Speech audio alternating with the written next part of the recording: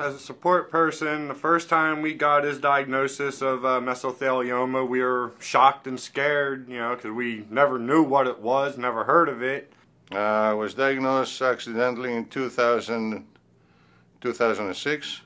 I lost my right lung, and that's why I'm here today to tell you this story. One of the new things in the Pleural Center is that we've hired a person that serves as our patient navigator. And I think that's going to be a tremendous help for both the referring physicians and for the patients. When I first meet a patient, I say, "Hi, I'm Karen Mudrick." I let them know that I'm the patient navigator for the program, and that I'm the liaison between the medical team and them. So if they have any questions at all, they know that I'm here. They know that I'm here to support them and their family members throughout this difficult journey. Many of the patients that we see have already been diagnosed with mesothelioma and have been directed to us by other physicians or find us on their own. The other instance may be patients who have not had a diagnosis yet and have had fluid occur in their lung that's been sampled many times, and yet the diagnosis of mesothelioma still can't be made, in which case it's up to us to figure that out and make the diagnosis if it's there, and that's something that we're very good at. This is a really unique program in this country. The Penn Pleural program is a multidisciplinary program, which means that there's a group of doctors who get together and see each patient and then share their expertise and make decisions about what's the best treatment for a patient. And then once they do this in this multidisciplinary setting where all the expertise are put together, they meet with the patient and they talk about these options and then have a discussion about what's the best treatment. And the patient has then a choice about how to proceed. The program is a true multidisciplinary program. It brings in specialists from surgery, medical oncology, radiation oncology, pulmonary medicine, gene therapy. We have nurses, pathologists, radiologists, psychiatrists, physical therapists. Basically every potential medical or medically related specialty that could be of benefit to these patients are brought together, and we have a weekly conference where we actually meet and go over all these cases. We go over the patients, we discuss them, and try and come up with all the potential ways we can help each patient.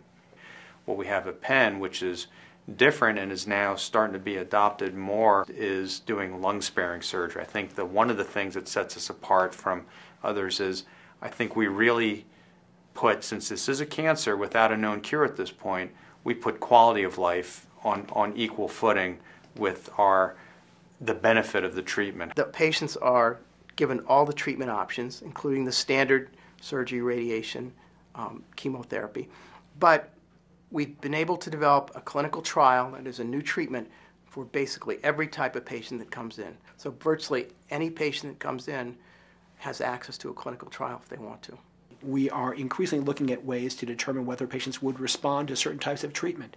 Dr. Elbelda in his laboratory and my colleagues in pulmonary medicine are looking at signatures within the tumor cells that tell doctors whether or not certain chemotherapeutic agents will be more likely to work or less likely to work. Ultimately, we hope this will be better for the patients in terms of less toxicity and better response to therapy. We also have people who are looking at genetics of mesothelioma to help with a signature so that perhaps we can even make diagnosis simpler.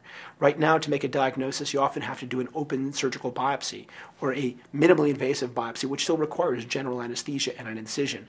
Ultimately, we hope to help provide the entire worldwide mesothelioma community the ability to take a genetic signature from a peripheral blood cell or perhaps from some fluid we would take with a small needle and determine whether or not that patient had mesothelioma.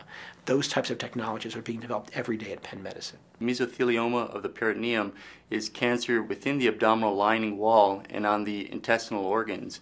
And so it can happen primarily there as opposed to in the chest. And the treatment seems to be different for the two types of cancers. For the peritoneal mesothelioma, it's found that using an aggressive cytoreductive surgery approach where we reduce the tumor burden within the abdomen, combining it with intraperitoneal chemotherapy that's heated, provides good long-term outcomes in patients with this disease.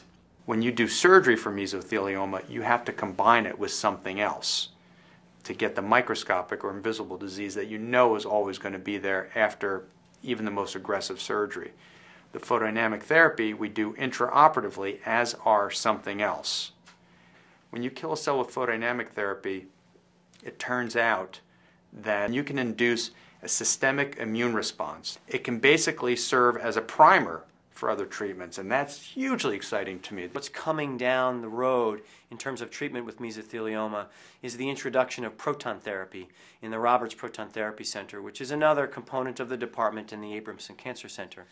And proton therapy, we think, will reduce the dose to normal tissues by about 50 to 70%, which, if you think about it, will not only allow us to potentially decrease the side effects of patients, because if you don't treat the normal tissue, you're not going to get side effects, but also will allow us to escalate the dose to tumors. You know, right on top of the Proton Therapy Center, the Radiation Oncology Department, and where the chemotherapy suites are, our very world-famous researchers who do cancer research and are really in the laboratory trying to develop these treatments that we then put into the clinic, they're going to be close by.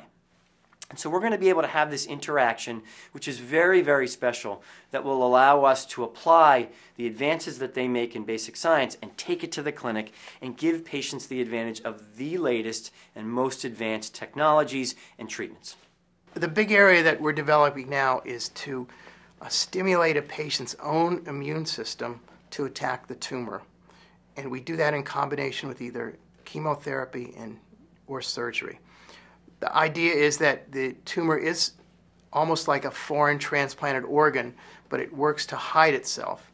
And these approaches actually stimulate the body's immune system to recognize the tumor as foreign and reject it, just like you would reject a transplanted kidney if it was given to you without knocking down your immune system.